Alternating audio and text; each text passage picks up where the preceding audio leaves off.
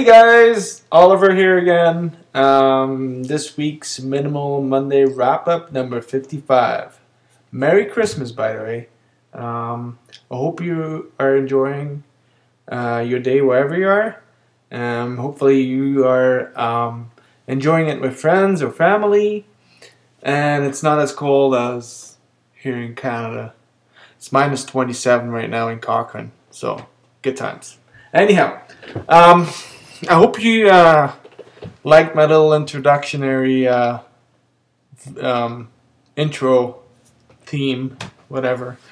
I'm just winging it again for the second week in a row. But last week, you guys gave me quite a bunch of feedback, and apparently you guys like this. Like me doing this video thing. So I decided from now on I'm gonna try and do this every single week. So yeah, without further ado, let's give this new week, new edition, a whirl here.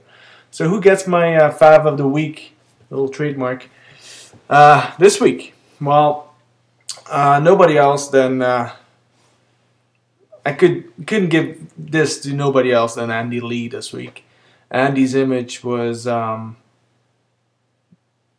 one that, you know, I really connected with. Andy photographed, and I'm just looking at it, photographed this abandoned, I don't think it was a house, I think it was more of a kind of a homestead slash, you know, cottage maybe, you know. The roof has collapsed, and Andy did a terrific job in photographing this. The roof line is so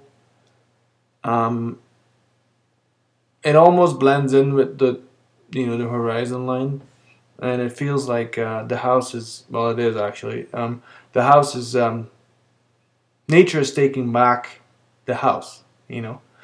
It's getting overgrown, and it's a really, really wicked image. And I like the treatment Andy gave it too. I think it's a very hopeful treatment. With that, I mean, you know, Andy really treated the roof line well. I like the amount of texture he brought out, and I like, what I really like is what I meant with my previous remark was the almost spotlight that comes out of the heavens and illuminates this from the top. This is really well processed. I really love this, Andy. Good job. And I like the darkness of the sky over top too. It really gives you a sense of I don't know. It's just that weight, you know, of the whole sky that, you know, weighs down on this abandoned house. Almost, it's a very metaphorical, you know, loaded image. Really like this, Andy. Good job. I really liked Ian McKelvery's image too this week. He photographed a hill or a mountain full of trees, actually pretty close to me. I believe it was Lake Louise. Ian said foggy morning, foggy winter morning, and what I really like about this image is the layeredness of the scene, and Ian saw that really well. And you know, when you have foggy, you know, stuff becomes very simple, and it gets simplified automatically almost. But Ian saw something else that is very powerful, in an image, and it is repeating shapes. Not only does the very basic shape of the big diagonals almost mirrors up and down the frame, but also the repeating trees, the texture that the trees are making. gets repeated over and over and over again, and eventually it blends out in the fog in the background. And this looks very monochromatic, but this is very much color. But it just shows you sometimes, winter does all the simplification. Yeah, it's good to see that, by simply using a telephoto lens, you can simplify a busy landscape, and Ian did a really good job at doing this. The next image I chose was Benoit Johnson Renault, his image.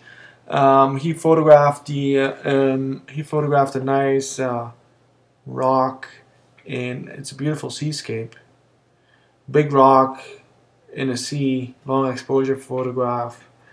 It's a 2/1 panoramic, which it's always a good choice. It's one of those natural formats almost, and Benoit placed the rock good in the middle. 2/1 panoramics are kind of the same as a square. They're kind of tough to. Usually symmetry works best with these things, and yeah, Benoit is definitely aware of that. So he uses the 2-square approach, but also the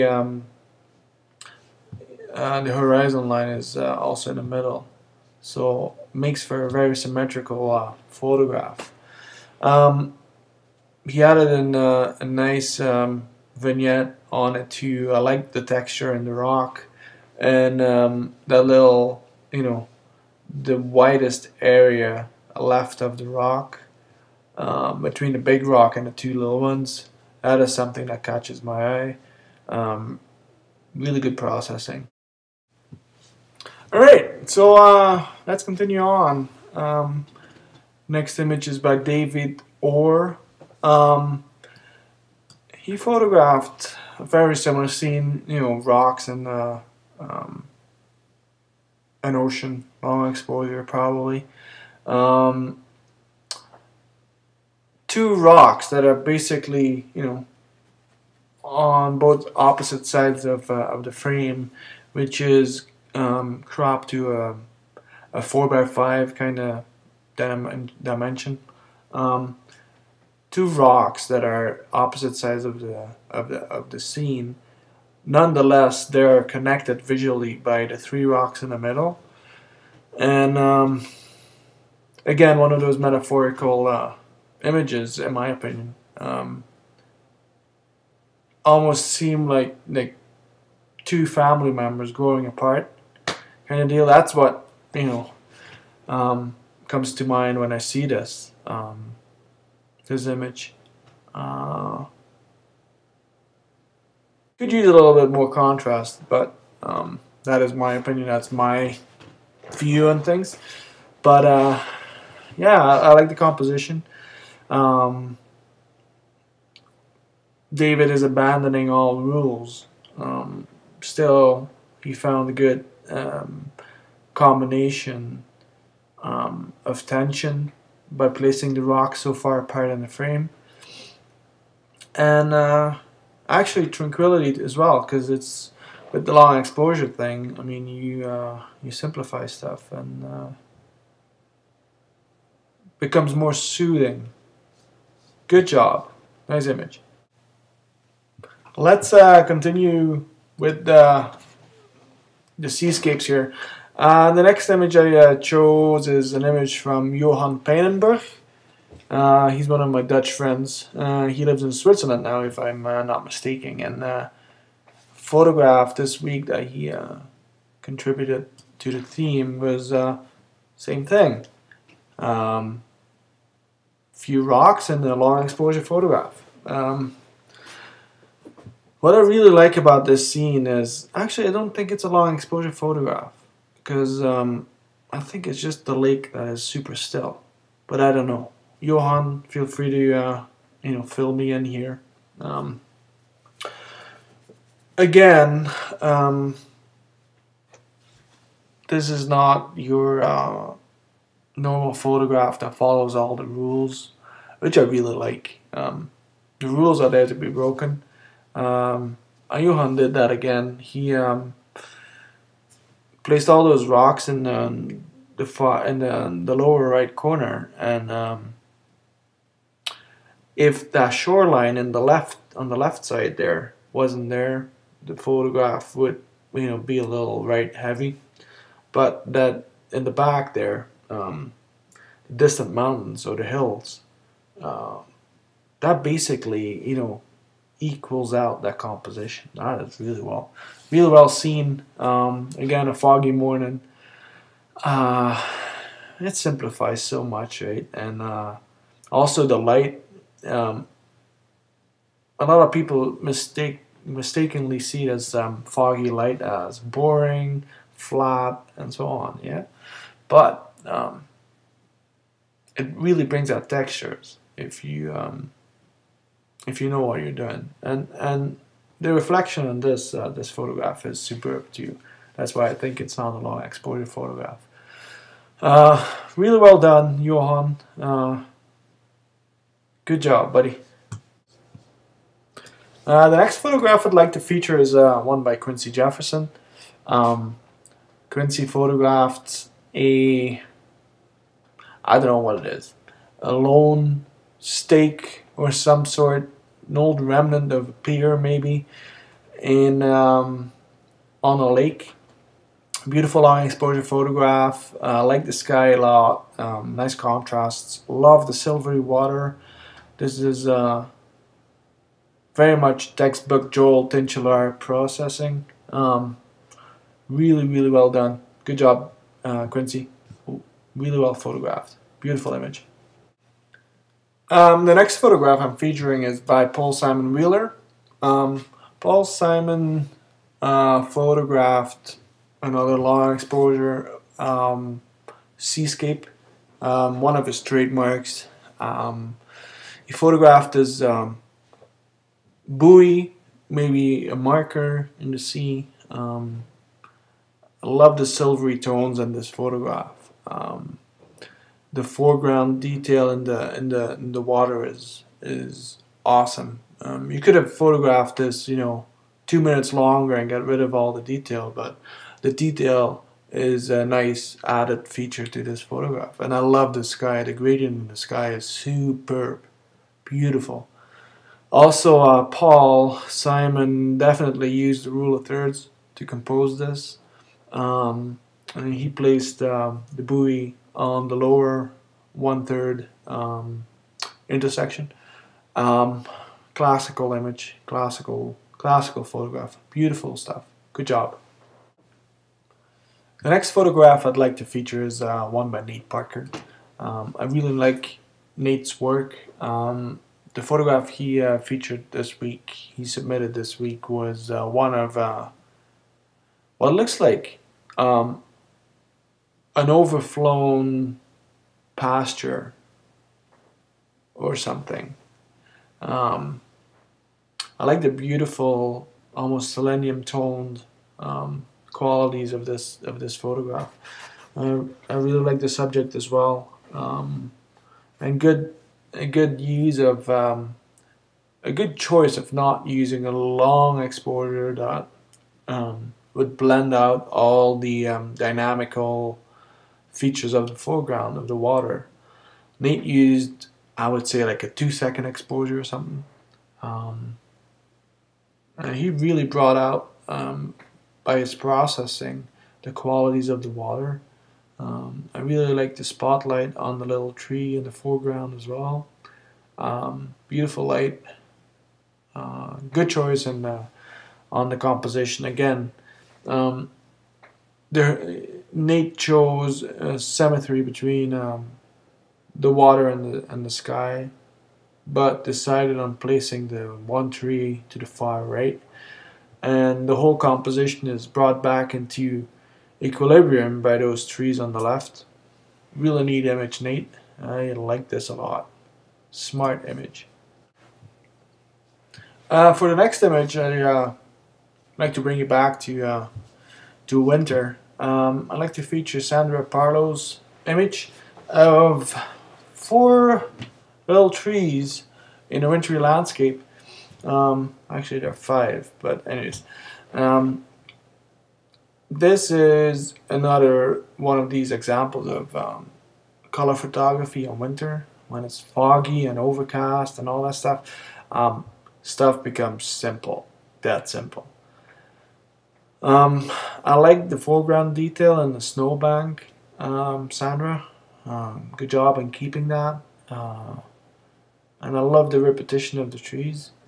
And actually the fence line too. And the pasture behind it. Kind of gives you a, you place that on, again, on the rule of thirds. And, but you center the trees. Really interesting image. This is something I would photograph as well. Yeah, this is basically how Alberta looks like for the next 5 months. Whoop-de-doo. The next image I'd like to feature is one by Gary McCarthy. Gary featured or submitted 2 photographs. I am deciding on to include the sand dune photograph. Because I enjoyed the composition of this, which was basically a nice diagonal through on the longest edge of this image. Very subtle image too. There's so much going on, although so subtle that it almost seems simplified again. Once you start looking at this image, you see almost every single grain of sand in the foreground. There's ripples going on in the background, a beautiful curve at the top, but everything is so subtle. I really love this. Beautiful, beautiful photograph, Gary. And then we almost came to the end of our little minimal Monday wrap-up. For all of you that have seen these wrap-ups before or read them before, once in a while I try to add a little exception to the landscape rule. This week that image comes from, sorry if I'm pronouncing this wrong, Dragos Ionianu. Fingers crossed on that one. He photographed the 3 smokestacks. It's a vertical image, which already like pronounces the shapes of the smokestacks. And it's a long exposure photograph, and the sky, the clouds, and the smoke that is coming out of these chimneys are beautifully aligned with the diagonal of this frame. And it's a very dark image, very stark in contrast, and all the lines that the clouds are making are basically pointing back to the smokestacks, to the chimneys. Really, really cool image. Nice texture too in those chimneys. I like the graininess of this as well. I like this. This is a good image. Again, it's minimal Monday theme. We are trying to narrow down on landscape photography, but if something stands out, I will definitely mention it. Good job, Dragos. I enjoyed looking at your image. Beautiful stuff. Well, I hope you all enjoyed this week's Minimal Monday wrap-up. Although it is Christmas, I still, hope we will do this all again next week on New Year's Eve. That is a Monday, and New Year's Day is a Tuesday. Hopefully I can do the wrap-up then. It all depends on how drunk I get, but I shouldn't be too bad. So yeah, you have a week to prepare, and I hope to see you all next week again on Minimal Monday. Peace.